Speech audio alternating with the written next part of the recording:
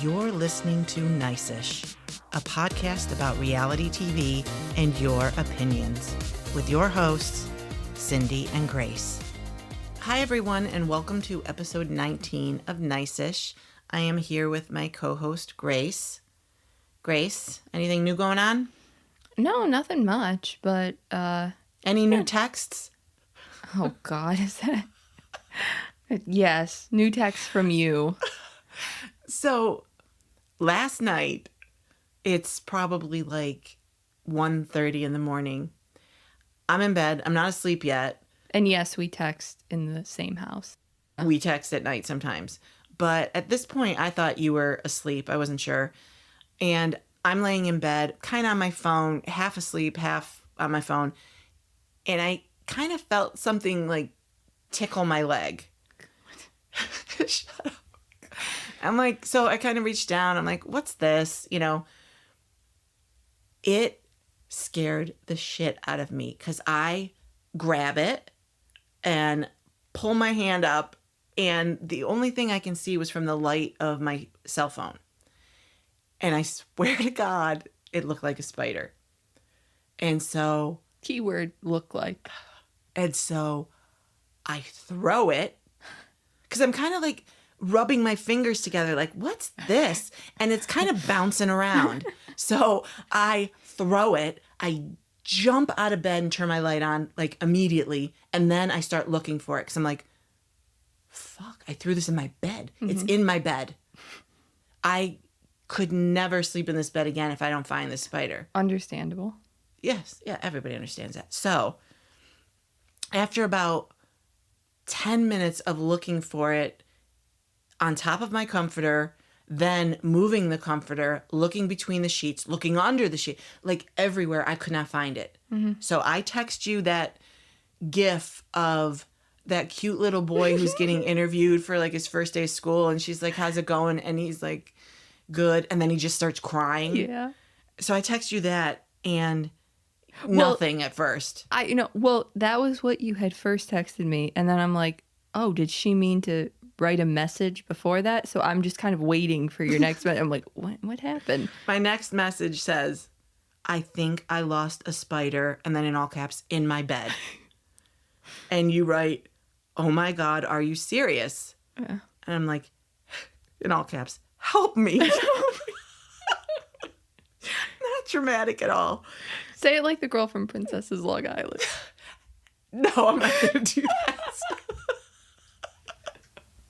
Okay. So then you text back, did you see it? And I said, I grabbed it on accident. And then you give me that emoji, like cringe emoji with all the teeth, like, yeah. Ugh. And write, I was so pissed at this. You write, okay, you want a tissue? I mean to catch it, not to cry in, with a laughing face emoji. I was so pissed. I was 100% serious too. I wasn't even like trying to, I don't know. I literally meant like, oh, do you need a tissue to, I mean, you know. To kill the spider? Yeah. Well, I still don't understand the laughing face emoji. Why was that there? I was trying to be breezy about it. Breezy. Like, haha, joke. There was nothing breezy about the situation. Mm-hmm. I was in full panic mode. No, because even while I'm texting you, I'm still looking for this spider. Yeah. And so I text back, I can't find it. And you say, can I come in? And I said, please. Please. And you write, are your lights on? And I said, yes. So then you come in my room, mm-hmm. and you're like, did you find it? I'm like, I can't find it anywhere. I don't know what I'm going to do. I can't sleep in this bed if I don't find it. Yeah. So you're kind of helping me look on my comforter because I'm like, it's got to be on top somewhere because I threw it, mm-hmm. you know, so I threw it on top of my bed. So if it's not on the bed, it's on the floor. I don't know. I didn't know where. And you're kind of looking on the floor. I'm on my bed. It's still in my bed. And I see like this black piece of like elastic. It's not string and it's not thread, but it's like the elastic that would be in a pair of pants or something. And I don't know where it came from, but I'm like, what's that? So I pick it up and I kind of rub it between my fingers, and it does exactly what the spider did. The spider did. Which was kind of like bounce around because it's elastic, rubber. And I was like, Yeah, spiders are known to just bounce around. Their legs could if you're rolling it, like smushed it. I don't know. Well, I'm not gonna lie. When you texted me and said that you grabbed it and then that you threw it, I thought you threw the spider. What?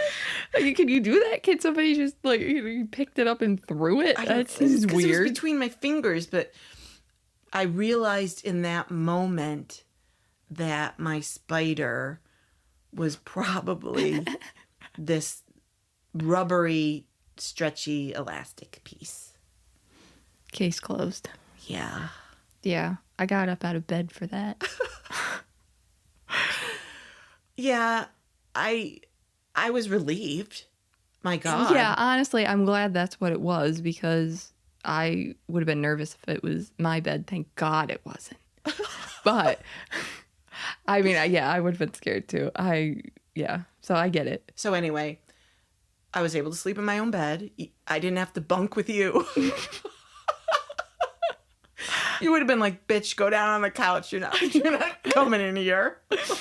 Well, I sleep with it in like the Arctic Circle. So if you weren't okay with that, I would have been like, yeah, you got to go on the couch then because I am not changing my sleeping habits for you. In all seriousness, I have gone into Grace's room to check on her because I'll get up in the middle of the night to use the bathroom and I can feel the cold air coming from under her door. And so I actually went in there once because I was worried that she was like going to freeze to death. And no, she's like, this is great. I love it. Because then I can pile on the blankets. I would rather have like lots of blankets and it really cold than have like a medium temperature.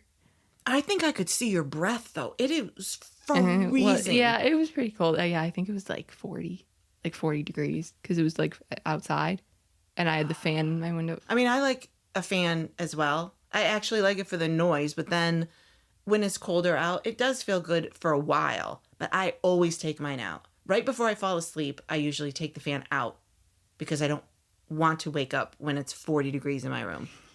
You're insane.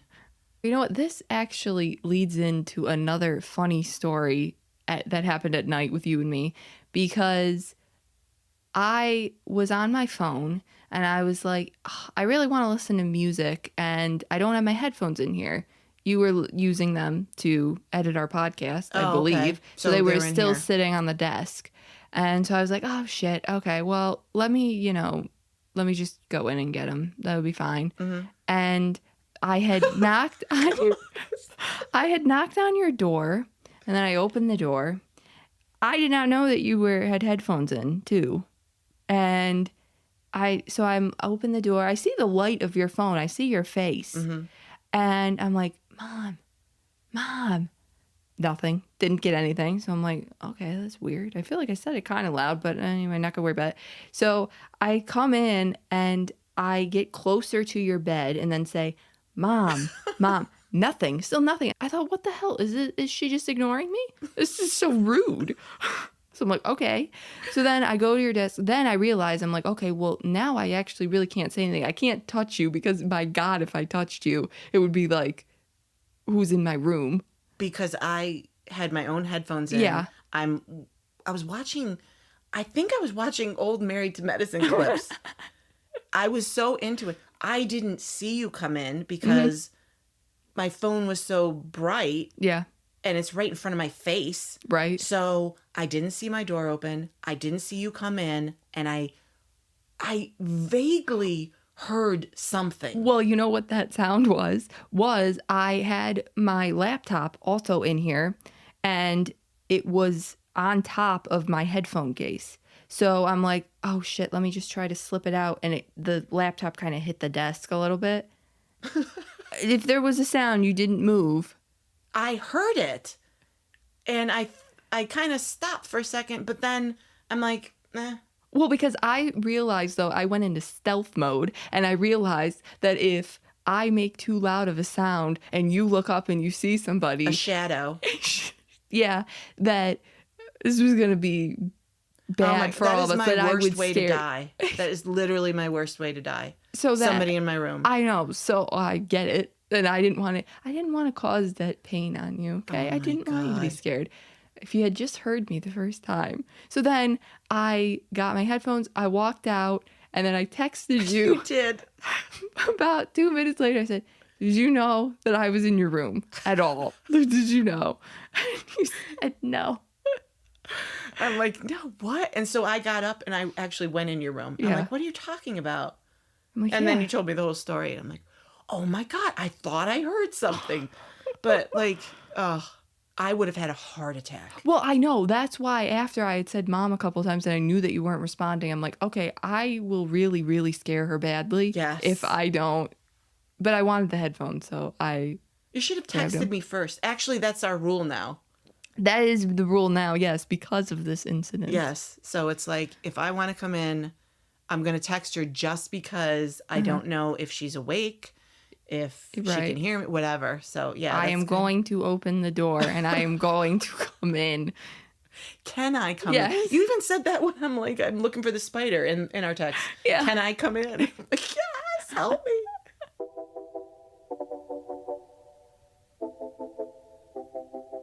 The premiere episode of Salt Lake was pretty great, I thought. Were you interested in it? From beginning to end. Yeah. Yes. It honestly was really jam-packed, just literally from the beginning. And it starts with Lisa, who is throwing a besos party, which means kisses in Spanish. And everyone attends, including the 3 newbies. Whitney was also surprised to get a invite to this party. And we'll talk about that a little bit later. Yeah. But so Lisa starts off, they're all at the party, and she starts off kind of talking about her son Jack on his mission in Colombia. And, you know, what a way to open the season here, because you would think that she would be like, wow, you know what? He's doing really great over there. He's really, you know, serving people, and he's really learning a lot about himself and all that stuff. But what she says, though, is that she mentions that he knows where Louis Vuitton is, knows where 2 Michelin star restaurants are, and bookstores and like barber shops and stuff. It was very, very weird. Yeah, I thought it actually seemed to put off at least Bronwyn, I noticed. And also Andy, when she mentioned it on Watch What Happens Live, he seemed a bit, you know, weirded out about it. I gotta say, I felt the same as you. You thought she would probably go in the direction of he's learning about giving back and generosity and service and all that stuff that you're supposed to learn about on a mission. And yeah, it was weird. Yeah. Where to get the best coffee. Right. I thought she would go more like the humble brag route. Yeah. And she definitely did not. And I'm sure he's doing all those things. Right. Yeah, probably. But it was just kind of weird. I agree. Yeah, I don't think she read the room there that well. So we start seeing people come in, and Mary comes in with a surprise, her new best friend, Angie, which I thought was a very odd pairing. I was not expecting it. Were you expecting that? Not at all. But when they did that flashback to the reunion and they showed Angie saying Mary had something on her teeth, she had lipstick on her teeth. Mm-hmm. And that is a girl's girl. You may think that you don't want somebody pointing that out to you. You absolutely do. Yeah. And a true girlfriend would tell you that. Somebody who didn't like you would let you be walking around with that shit all over your teeth. Right. So I think Mary was like, okay, she's got my back here a little bit. Yeah. And then Andy asked right away who she liked. And she was like, well, I like Angie. And Angie was like puffed out her chest like, she likes me. Right. Like, really? Because like half an hour ago. It was Angie who? Yeah. No, I'm feeling it. And I've done a complete 180 on Angie. Oh, yeah? I'm a fan of Angie. I think she brings a lot of theatrics, a lot of comedy. I don't know. I'm feeling her. Yeah, I think that Mary and Angie just kind of connected a little bit in that moment at the reunion, and then Mary was like, okay, I'm cool with her now. Like, we're good. That's all it took for Mary to be like, I'm interested in talking to you now. Well, Mary is the alpha in every relationship, so Yeah. you have to be good with Mary. Mary doesn't have to be good with you. So she will end things in a second if you bug her. Yeah. So I imagine it could be walking on eggshells a little bit. Well, that leads into my next point, Oh, okay. which is that Mary and Bronwyn were actually just having a really great chat about fashion. She liked her heart coat sweater Oh, I thought thing, it was which fabulous. was cool. Mhm. And they're getting along. They're just kind of talking a little bit. And Bronwyn didn't try too hard. She didn't anything. She just sat there and then Yes. let Mary come to her. That's what you have to do with Mary. Yes. If she wants to talk to you, then she'll talk to you. Well, if she doesn't remember want to, last season when Angie called her over? Speaking of her bestie, Yeah. when Angie's like, "Oh, Mary, come sit with us," and she's like, "Ugh, "No." oh, okay. God, she just cracks me up. I can't. So yeah, Bronwyn and her got along very well. So they're talking about that, and then Brittany comes over and just puts her foot in her mouth like multiple times. The first thing you did wrong is you call Bronwyn's heart-shaped coat a costume. Yeah. Are you for real? How stupid are you? Not at a costume party. Why would you call it a costume? A costume is literally like, Yeah, a mask and Yeah. shit. Or looking like a completely different person. right. Like if you showed up looking like Britney Spears, you're in a costume, but those are her clothes. Right. It's not a Halloween party. Yeah, it was weird. Mary didn't like it either. Oh So my. Well, this is what I mean about the fact that if you bother Mary just in the slightest, she does not want to talk to you. yeah. So Brittany is she's really trying to make an effort, and that is just something that you cannot do because it will turn Mary off. Yeah. So then Mary starts talking about how she's, has a lot of clothes and stuff like that because she didn't get like a lot growing up. Mhm. Now, Brittany took that interpretation as that Mary was poor, and then Mary really didn't like that. And a hoarder. Yeah, That's very Ramona-esque. it is. We were not poor. I mean, if you're going to call me something, call me what I am. And Mary's like, I was not poor. Right, I just said I didn't get a lot. I didn't say I was poor. Like, you jumped there. So then Brittany says that she stuffs like rolls in her purse, that she used to do that. And From Mary, restaurants. yeah, from restaurants. And Mary she couldn't wait to get up and leave. I'm shocked that she actually didn't just get up and leave. She did.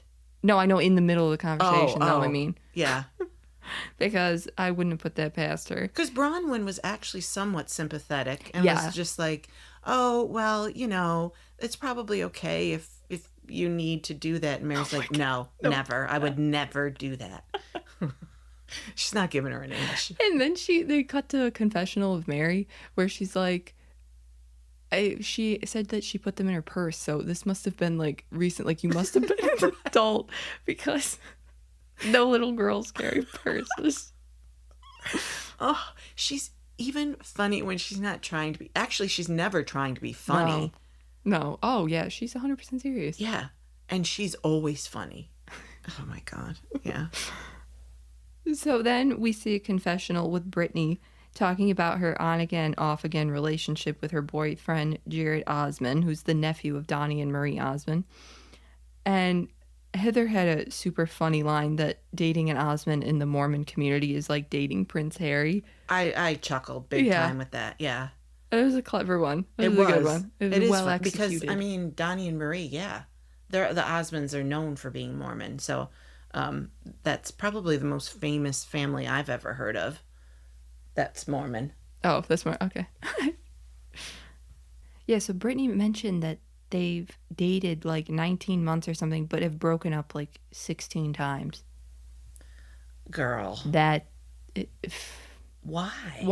Why is my exact question. And why What do you is- keep, like, what is the pull that you guys have to each other, and what well, is it's probably the... sex about because it. he's very cute. However, what are you doing that he wants to break up with you? And what is he doing that you want to break up with him 16 times? Right. And why can you not just call it? I know. Time of death. Just call it. I know. Because this is not something I want to hear about. I've already heard about it too much.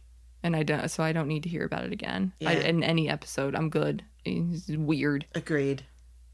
So then she later in the episode says to Heather that her breakup has been bad, which was very dramatic too. It was weird. You actually said out loud, bad? What are you talking about? You've broken up 16 times. And I actually laughed at you more than anything, because how can you feel bad after time 7, after time 8? Why are you feeling bad? I mean, do you actually think that it's 16 times, or do you think she's making that up? Like, just is she being dramatic about it, or do you think that it's? I think it's multiple times. Yeah. Like probably double digits. Well, that's not good. Yeah. No, it's not. It's not going to last. Just move on. Stop wasting your time. Then we get a conversation with Meredith and Whitney. And Meredith is just so pissed that Whitney launched a line of bath bombs because, in Meredith's words, tubs are her thing. And, God, thoughts about this conversation? This could be one of my favorite conversations from any franchise. I love it. I loved everything about it. It was so stupid. Well, you had tweeted out, I don't want housewives fighting about whose man is cheating. I want them fighting about bath bombs. And you had gotten a response from @Damien's Return that said, Beau's eaten off cakes and debates over champagne glasses versus wine glasses is all I've ever wanted from these shows. Can we leave everyone's family alone from here on out? This is me exactly. I 1000% agree with this opinion. Mm-hmm. We want dumb shit. Right. We want Hangergate, where Sonia and Ramona, I am convinced, did take Cindy's hangers, but didn't know they were Cindy's. I want that dumb, stupid shit fighting. Right. That's what's funny. This whole conversation about the tub is hilarious. It is hilarious. Because they're serious, but we're not. Yeah. So we laughed the whole... I completely agree. I know. And you had also gotten another response that I like too, from @RHONFTS that said, yes, this is where Potomac has lost the plot. You don't have to manufacture increasingly scandalous lies for us each season. That's transparent and dull. Lean into the new era of Housewives and give us petty but authentic arguments. Amen. And that right there, those 4 words, petty but authentic arguments, is exactly what I want. Yeah. Because I don't want fights about, like, Lisa trying to get jazz tickets so she's cheating on her husband. Like, why was that brought up? No. I don't want that. Same with Potomac, though. Her example of mentioning Potomac, I don't want you calling out Chris Bassett for cheating when he clearly didn't. I know. It was gross. We don't need people like Cookie Monster coming in and saying, Candace, your husband smiled at me. Mm-hmm. And that he was basically that. Yeah. You know. And Wendy, your husband was very happy to meet me. Happy Eddie. God. Like, this is dumb. It's dumb, and it sets the tone for the entire season and the entire franchise moving forward, because then what you're doing is when you bring something that big up about a person and low, then they are going to come back as well because they're going to be defensive, obviously. Right. And then we're just going to keep seeing who gets lower and lower. Yes. So, no, let's not even go that down. You know what I could get over? I could get over someone saying to me, tubs are my thing. Why are you talking about tubs? I can get over that. I wouldn't get over someone saying your boyfriend's cheating on you. Right. Like, no, we're not going there. No. I would never trust you again. So you can't go that low. No. And I just love that Meredith is completely serious here. She is very, very angry. Well, it sounded like Whitney already had bath bombs in her line. However, we did see on the episode, they showed an ad for Whitney, one of her marketing ads, and she did say something about a dirty tub, which would mean this ad came out after you and Meredith talked about it. Right, correct. So while you can't just claim bath bombs. No. So Meredith is a bit ridiculous in this whole thing. But it does seem like Whitney kind of used Meredith a little bit. I think that Meredith came at it the wrong way here. I think what Meredith should have said was not that I'm mad that you're doing bath bombs, because that sounds stupid, because I do believe that she probably had them already in her line. I bet you that she had them already. Whitney probably had them already, and then she just made an ad and remarketed them, like either with different packaging, something like that. But what Meredith should have done is said, I'm mad about this ad. I'm mad about this specifically, because to say that you're mad that she has bath bombs is really, really stupid. What would have been probably smart on Meredith's part is like, let's do a collab. You know, like let's If you're you gonna have make bath bombs in your line, use me. Right. I'll get a percentage and let's market this together. Yeah, if you're going to make fun of me, at least let me, get a cut of it. Exactly. I think that could have been a good idea.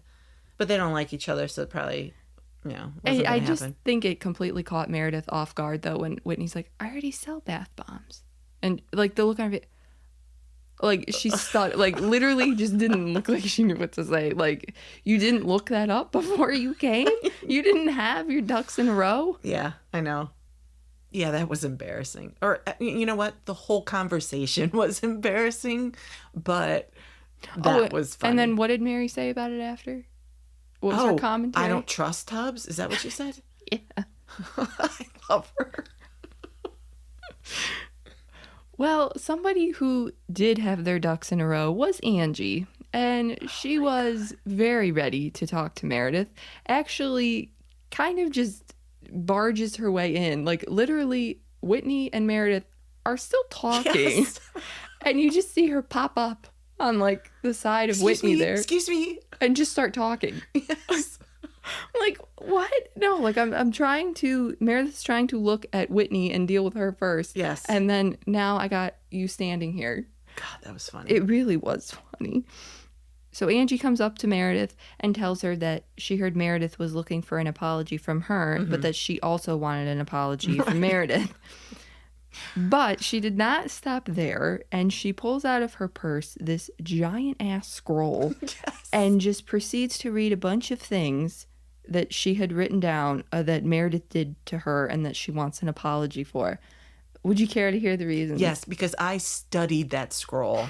I wanted to know. I'm still obsessed over the blurred out part that we don't know, because they blurred the shit out of that. I could not figure it out. Well, it said, encourage someone to sue me and take my home just in time for the holidays. Yes. They would have to have Christmas in a soup kitchen. Like, things are going downhill quick. Yeah. And suggesting I'm involved in organized crime, which, by the way, my business partners would like an apology for that, too. Yeah. Threatening rumors and perpetuating narratives on social media and Twitter about my husband. Yeah, there was a lot on there.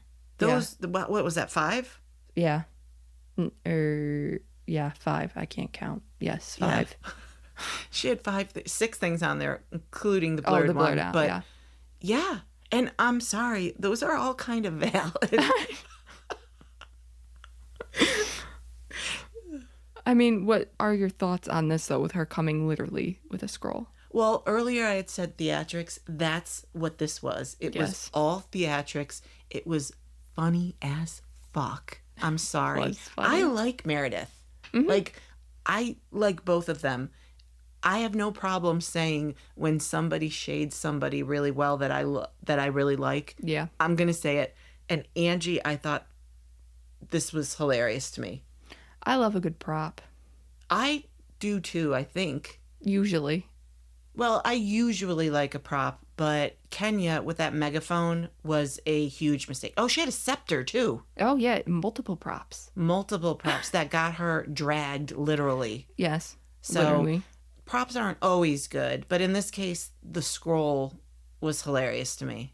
Yeah, you had tweeted out and said, I went from her first season, Angie, not liking her at all, to thinking she gets it and is totally hilarious. And you had gotten a response from @ML LBS7 that said, I loved the narration of The Scroll by Mary. She had to get tape and a tube. Laughed my ass off. I know, it was funny. Yeah, I love anybody that pre-plans how they're going to confront somebody. Yes. That's great.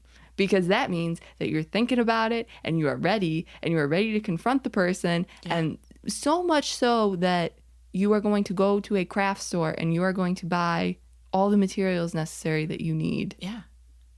It was all planned. Mm-hmm. Because it was important to her. So that was just the beginning of Lisa's dinner here. They were just still all outside. Yeah, they hadn't even gone in to sit down yet. So now we'll get to the dinner portion of the episode where it just goes off the rails completely. Yeah. Lisa is just beyond pissed at Whitney for bashing her on a podcast. Whitney called her the villain, and that she just kind of always has to be right. Yeah. And, I mean, you're basically just saying that you're not a very big Lisa fan, is what the implication. I mean, I would be upset. I would be hurt if someone who I had just kind of, I don't know, I would say they repaired their friendship last season. It seemed like they were hanging out more, all that kind of stuff. So, I mean, the villain thing, I probably wouldn't care as much about. But saying that I always have to be right, she said some other shit too. It wasn't all that nice. No, and it didn't come off as a nice context either. Because sometimes it's not like you're saying, oh, Lisa's a great villain. I think she's great on our show and this, that, and the other. And it was, in that way. Yeah. You're saying that you don't like her. You're saying that you have negative feelings towards her. And I think Lisa was probably like, what the hell, man? Oh, Lisa was fuming. Yes. Yeah. So Lisa calls Whitney a liar. And then Whitney says the kiss of death, declarative statement, I've never lied. And boom. Then Meredith and Heather just jump in to tell Whitney all the times that she's lied. A big mistake. What are you doing? Yeah, it was really stupid. And I gotta say, they were right. Yeah. Meredith had points. Heather had points. The whole thing about her book, that was really dumb last season. Oh, God. Where she said, where Heather said that Whitney had a problem with what she wrote in the book, when Heather's like, I talked to you on the phone and read it to you. Uh-huh. I read word for word what was in the book about you, and you were okay with all of it, and now you're saying like you were ambushed? Right, which I think is stupid. So that was stupid. Kind of ugly. I know. I think that the reason why they're bringing all this stuff up now too is because the reunion last year was pretty disappointing. It was basically just Monica heavy. So that's an excellent point. They didn't have all of their resolutions with each other. It was just basically all going after Monica. Well, Meredith said that too. Right. And so now everybody's just still pissed about everything, and nobody's talked about it. They didn't get any closure from anything. Nothing happened. So this is why I think this episode was so jam-packed, because they were kind of all just seeing each other for the first time after they shot the reunion. I agree. The reunion was clearly let's air all our grievances with Monica. And so that's what everyone did, and that's how it ended. And then once Monica's gone, now they have all their issues still on the table. Yeah. Mm-hmm. So, and again, that's what Meredith said. I didn't get a chance to talk about anything with anyone. Mm-hmm. So. Yeah. I just don't get, as Whitney, how you can make a statement that is, I've never lied. Yeah. That is just so stupid. I don't know how you thought in that argument that you were going to win, because you weren't going to by as soon as you opened it up. And what also the mistake that Whitney made was she decided to let it slip that Angie had talked about Lisa, which was so stupid too. Again, what are you doing? Yeah. Why can you not just say nothing? Because now you've just outed Angie, because Heather's like, well, it wasn't me. Right. So it had to have been her. And I think Whitney was trying to get the focus off Angie after she realized that she messed up. Like, as soon as she said it, after Lisa picked up on it, like, literally immediately. Yes. And I think Whitney was like, you could kind of see it on her face, like oh shit. And I understand Lisa's point too. Mm-hmm. I mean, I don't think Angie did anything that terrible in what she said. No. Because we saw the flashback of them talking, and all she said was, Lisa's really mad at you. Yeah. She didn't like what you said on the podcast. So that part's not bad. What I would have a problem with, and what Lisa had a problem with, was, but I told you in confidence. Mm-hmm. I didn't even have a chance to tell her before you ran and told her. Yeah. So can I trust you with stuff? Or are you going to run and say stuff? Because I need girlfriends that, and it's not, Lisa said, that are loyal to her. It's not even about loyalty. It's almost about decency. Just give me the chance to tell her that I have a problem, because maybe they could have worked it out. But now Lisa feels like, you both were talking shit about her. Right. I think that's the problem, is that she's now assuming that Angie said negative things about her when that wasn't really the case. No, it was just more of like a information type, this is what happened type deal. And the way they are fighting on social media right now, this did not repair itself. Yikes. It's getting brutal. I mean, Angie threw out that Lisa has some Park City mystery man. Oh, God. I mean, here we go again, though. Right. With the cheating rumors and shit. No, say what you want about her lips or whatever, that she plumps up or that stuff, but you hated it, Angie. Exactly. When they talked about Sean. Mm-hmm. Don't do that shit. I know. I mean, she did say your car got repossessed, and that was juicy. I don't know if it's true. It's probably not true. Yeah. But that was funny. Well, then it kind of ended, though, with Lisa kind of kicking Whitney out, or Whitney just leaving, which I don't love when they just leave. No. Because I would have liked Whitney to have stayed. Now, I get why she felt a bit ambushed after you got 3 of them talking at you. So she looked borderline tears, I will say.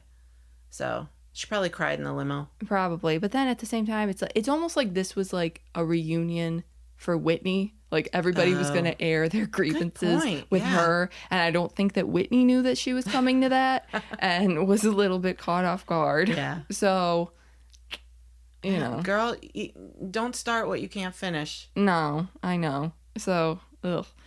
But we'll see next week then about where everybody goes from here, because it seems like it's going to go downhill with Lisa and Angie. I don't know where anybody really is with Whitney at this point. Yeah, I don't know either, but I'm all in.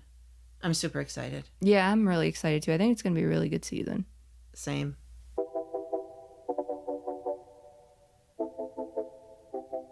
So let's talk about this week's episode of Real Housewives of Orange County. I thought it was another great episode. A lot of stuff going on. It did start off kind of with a heavy topic with Jen and her kids. Mostly her oldest son, Dawson. Yeah. Who seems to be struggling. And so they had to sit down.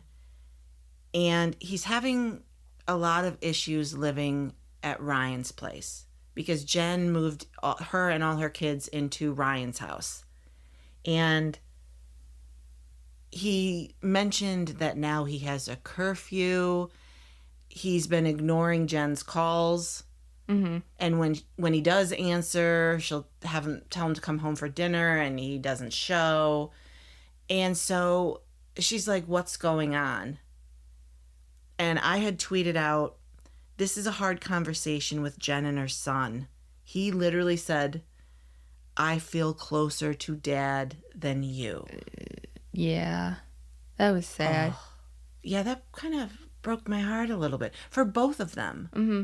And I know that he said that he was okay with Ryan, like that he liked him, but I don't know if, I mean, that might be true, but I don't know if that's all true or just that he doesn't like living at his house, like, because it was so soon, like, he basically had to. Yes, because they were in the other house only like 6 months. Yeah. And then they had to move again, and it is Ryan's home. Right. It isn't theirs. He doesn't feel like he has his own space. What really broke my heart was when she asked him where he is all the time at night, and he said, that sometimes he just sits in his car. Yeah.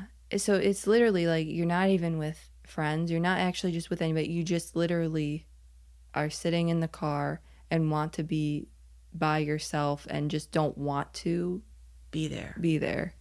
That is sad. Yeah. And that can't keep up that way. Well, and I feel like what's interesting about this conversation too is, let me just say too, I thought it was so funny when Jen was talking to Emily and Katie about how she was going to have this chat with Dawson, and she goes, I reached out to Dawson and he said yes. I'm like, you reached out to him? He's your kid. He has to talk to you. You reached out to him. I thought that was really cute. I know. I would funny. be like, with you, I'd be like, Grace, you're going to be here at 2:00 and we're going to talk. Right. I'm not reaching out to you. I just thought that's such like her way of putting it. Yeah, it so is. Funny. It's very Jennifer. But anyway, back to Dawson though. I also thought it was interesting that Jen she's like, oh, well, he seems to be my more rebellious one, that type of deal. And it almost doesn't seem that it's a rebellious thing. It literally is just, he's not actually doing anything. He just seems unhappy. Sits, yes, that's what it is. So I think that having the talk was good because now you're just knowing, oh, he's not out with friends doing whatever. He's just literally sitting in his car.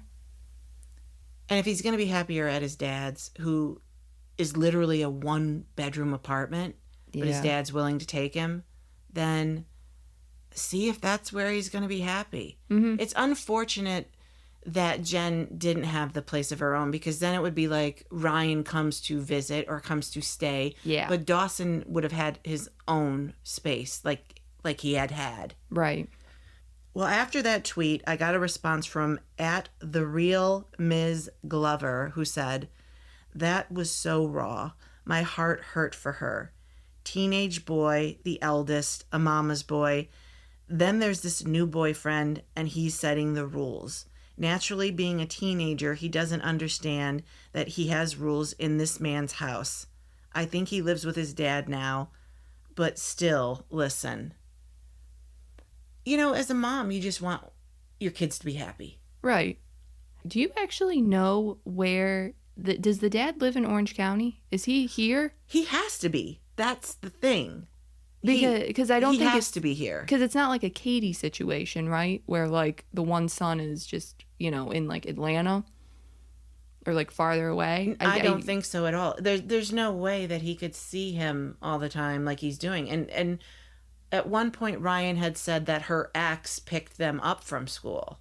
So you're right. Yeah. Okay. So then they are. So at least that's a little bit better then. Like if he wants to be with his dad, it's not, super far away. It's not a huge distance.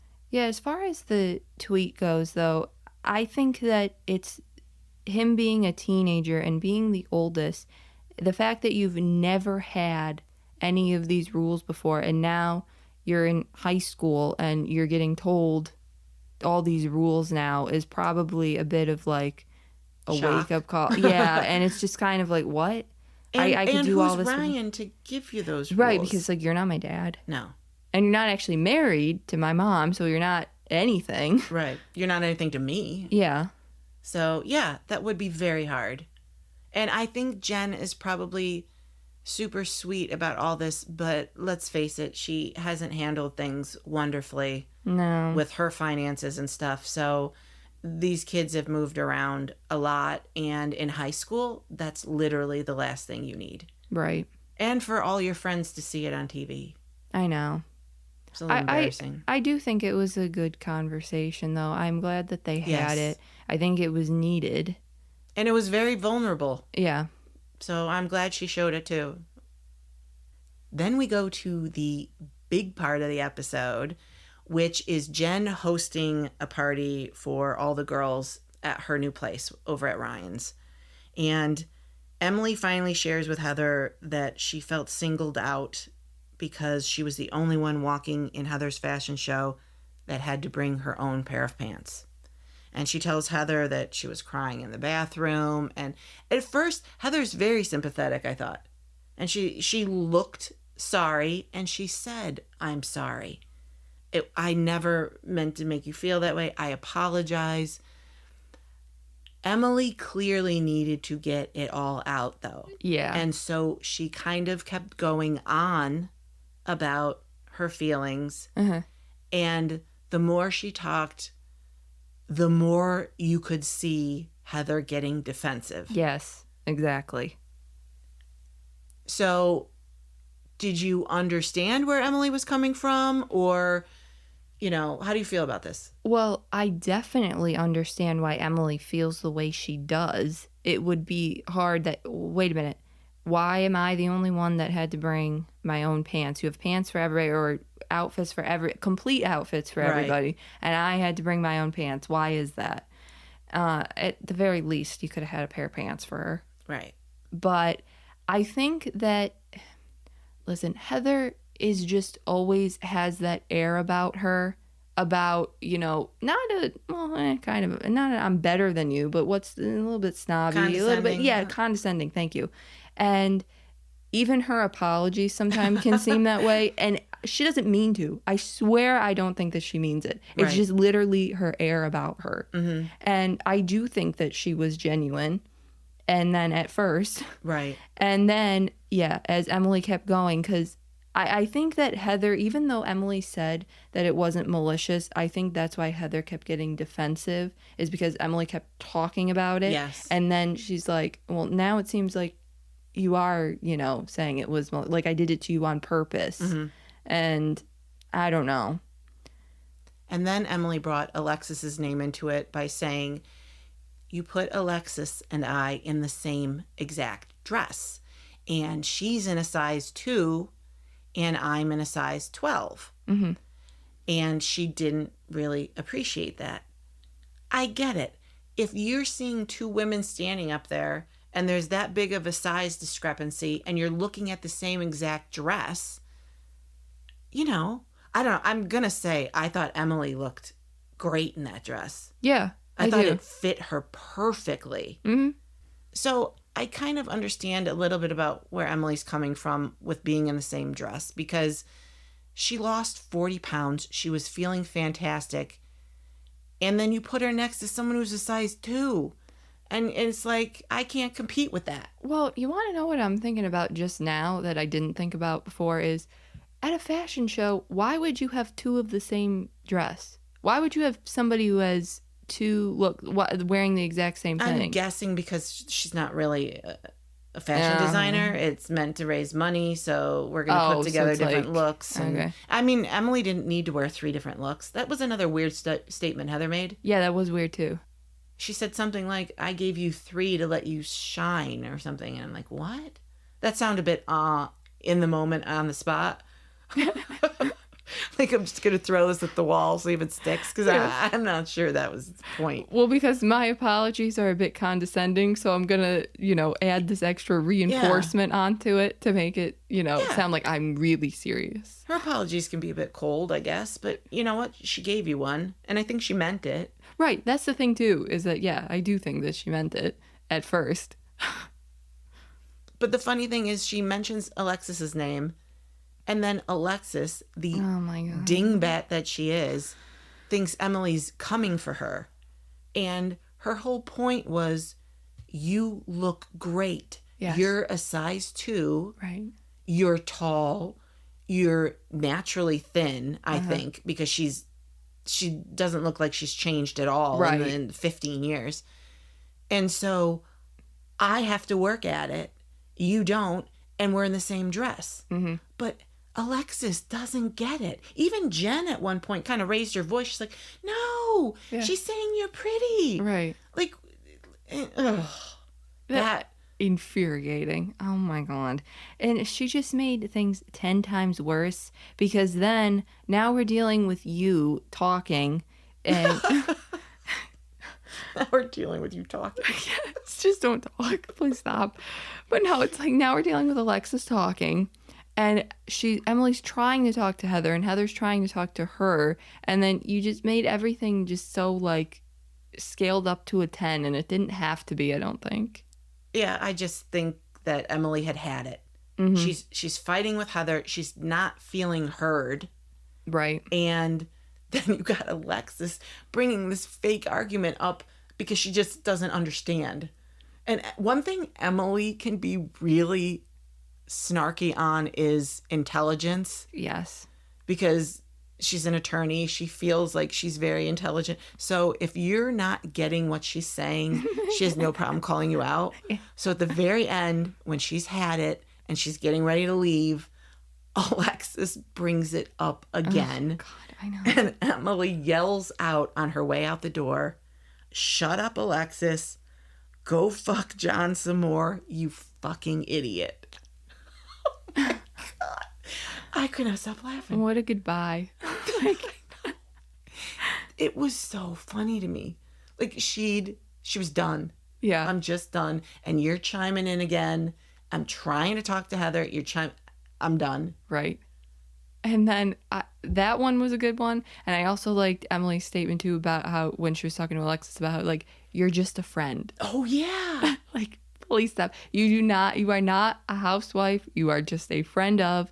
Sit back down on the couch and let us, people who are, Housewives talk. Yes, exactly. Oh my, that was very funny too.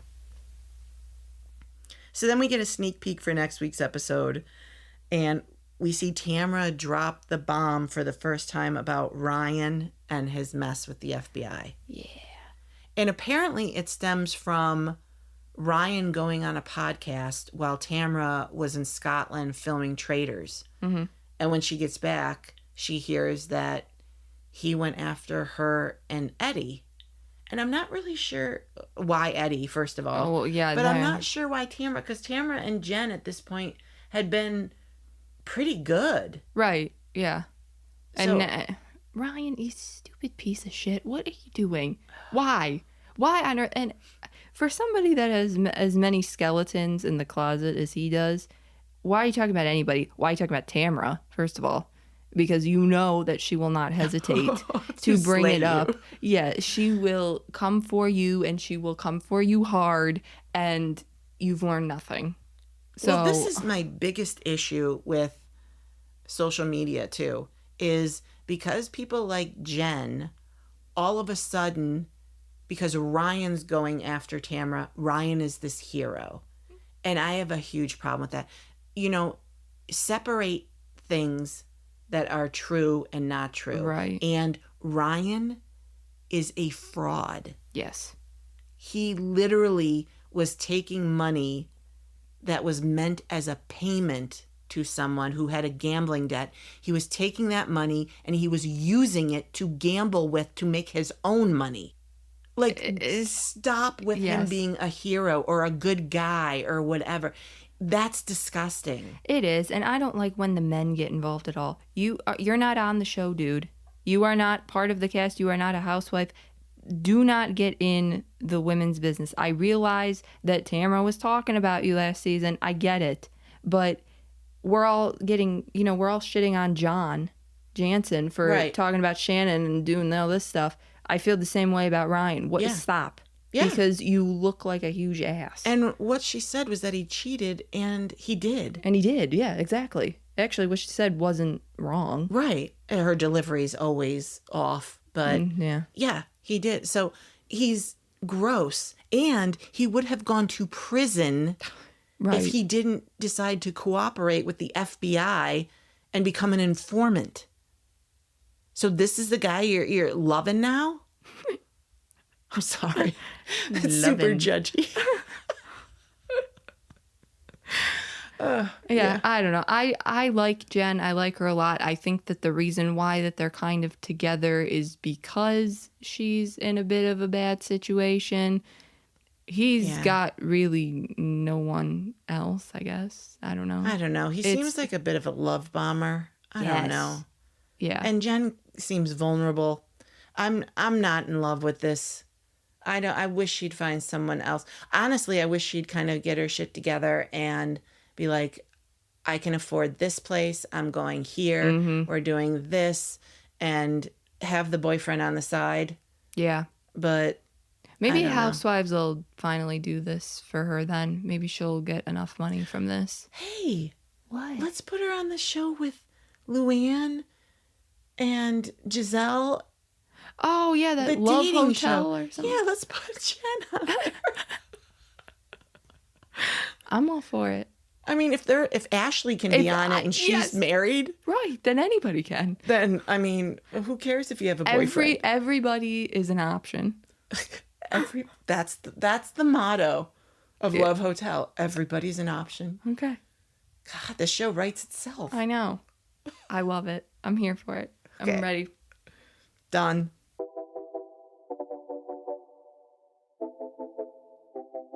Thanks for listening to episode 19 of Nice-ish. You can follow us on Instagram or Twitter at Nice-ish Podcast or at LoveCindyC. You can listen to Nice-ish wherever you get your podcasts and on YouTube. Look for new episodes every Monday. Thank you for listening and have a nice-ish day.